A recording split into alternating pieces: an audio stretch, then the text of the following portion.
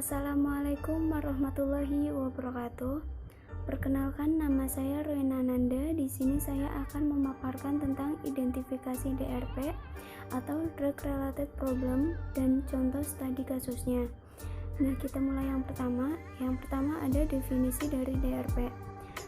DRP sendiri merupakan suatu masalah yang timbul dalam penggunaan obat atau terapi obat yang secara potensial maupun aktual dapat mempengaruhi outcome terapi pasien, dapat meningkatkan biaya perawatan serta dapat menghambat tercapainya tujuan terapi.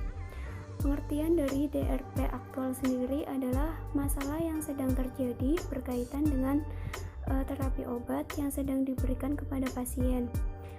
Untuk DRP potensial sendiri merupakan masalah yang diperkirakan akan terjadi yang berkaitan dengan terapi obat yang sedang digunakan oleh pasien.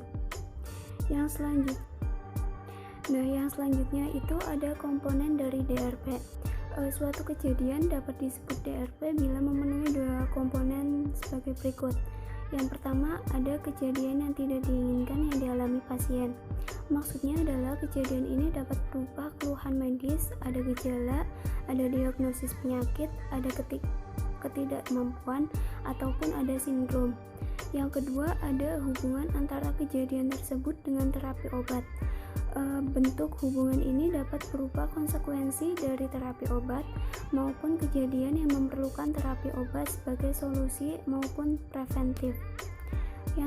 Yang selanjutnya ada identifikasi DRP pada kasus infeksi saluran kemih yang saya ambil dari jurnal yang berjudul Identifikasi DRP atau Drug Related Problem pada pasien infeksi saluran kemih di Rumah Sakit Bayangkara Kedari.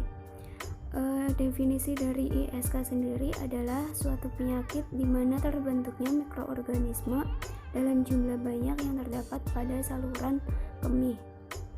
Farmasi sendiri memiliki peran penting dalam mengidentifikasi serta memecahkan masalah-masalah yang berkaitan dengan penggunaan obat atau drug related problem, baik yang bersifat potensial maupun aktual. Sehingga tujuan dari penelitian ini adalah untuk mengidentifikasi DRP pada pasien ISK dengan kriteria polifarmasi, interaksi obat, interval dosis, dan serta efek samping obat. Yang pertama ada identifikasi DRP.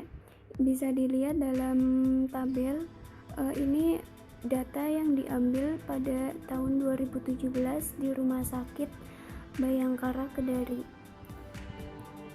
Yang pertama ada polifarmasi.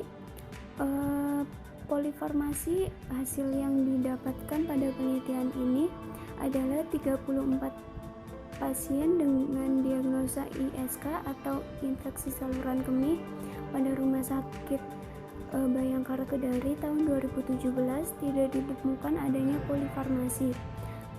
Ini disebabkan karena jumlah obat yang digunakan pada 34 pasien tidak melebihi 3 jumlah obat yang diterima oleh pasien untuk mengindikasi penyakit ISK tanpa menambahkan item obat untuk penyakit penyerta. Yang kedua ada efek samping. Pada kasus ini tidak ditemukan efek samping yang dirasakan pada pasien infeksi saluran kemih di Rumah Sakit Bayangkara Kedari. Efek obat ini dapat bervariasi bagi setiap orang. Beberapa individu tidak merasakan efek apapun, namun ada juga yang mengalami efek samping. Yang ketiga ada interaksi obat. Potensi interaksi obat ini berupa interaksi farmakokinetik sebesar 44,11%. Interaksi ini digolongkan ke dalam kategori minor yang masih bisa ditoleransi dengan cara pemberian jarak pada pemberian obatnya. Interaksi obat walaupun harus diwaspadai karena efek yang tidak dikehendaki, tetapi ada beberapa interaksi yang sengaja karena mekanisme yang sudah diketahui serta untuk mengoptimalkan efektivitas dari proses pengobatan itu sendiri. Nah, pada jurnal ini obat yang digunakan ada diklofenak yang berinteraksi dengan ranitidin, serta ada ranitidin yang berinteraksi dengan paracetamol. Yang keempat ada interval dosis. Berdasarkan penelitian yang diperoleh, hasil dosis obat yang diberikan pada pasien ISK sudah tepat. Hal ini dibuktikan dengan membandingkan dosis terapi yang diterima pasien dengan dosis yang sudah ada di literatur. Dari pemaparan tersebut dapat disimpulkan bahwa identifikasi DRP dari 34 pasien ISK ditemukan adanya potensi interaksi obat sebanyak 15 pasien atau 44,11%, sedangkan polifarmasi, interval dosis, dan efek samping obat tidak ditemukan. Sekian presentasi dari saya, kurang lebihnya mohon maaf. Wassalamualaikum warahmatullahi wabarakatuh.